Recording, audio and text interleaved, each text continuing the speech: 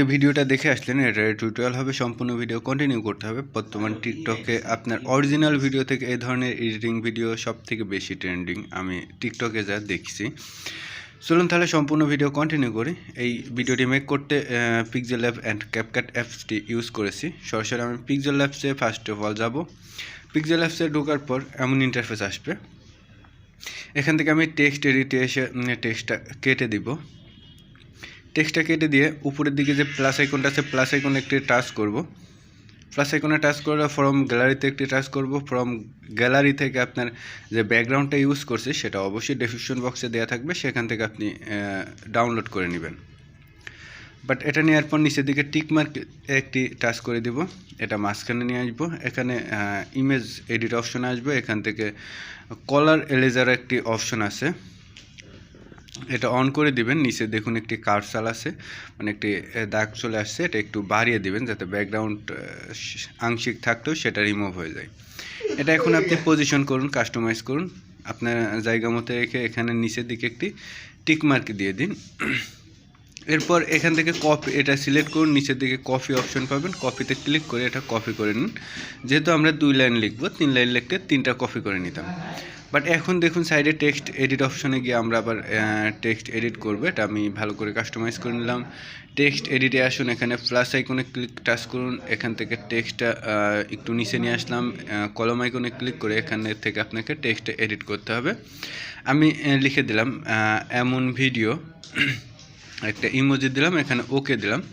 এখন হচ্ছে এটা আপনি ঘুরিয়ে কাস্টমাইজ করতে পারেন। বা নিচের দিকে দেখুন এবি ফন্ট নামে একটি অপশন আছে, এখানে গিয়ে মাই ফন্টে গিয়ে আমি ফন্ট ইউজ করব। কিন্তু আপনি যদি ফার্স্ট অফ অল ইউজ করেন তাহলে কিন্তু মাই ফন্ট বুঝতেন না। দেন মাই ফন্টের বিষয়ে একটি ভিডিও আমি ডেসক্রিপশন বক্সে দিয়ে দেবো, সেটা অবশ্যই দেখে নেবেন যদি মাই ফন্ট ইউজ করতে চান। আমি একটি স্টাইলিস্ট মাই ফন্ট থেকে একটি স্টাইলিস্ট ফন্ট দিয়ে দিলাম। এটা আমি ঘুরিয়ে রোটেট করে সুন্দর করে জায়গা মতো বসিয়ে নিব। এখন এর টেক্সটের উপর সিলেক্ট করলাম, নিচে কপি অপশনে একটি টাচ করে কপি করে নিলাম। এটা আমি কেটে দিয়ে আমি সেকেন্ড লাইন লিখব, কিভাবে বানাবো, বাট এটাই লিখলাম। আমি শেষে আরেকটি ইমোজি দিলাম, এখানে ওকে করে দিলাম।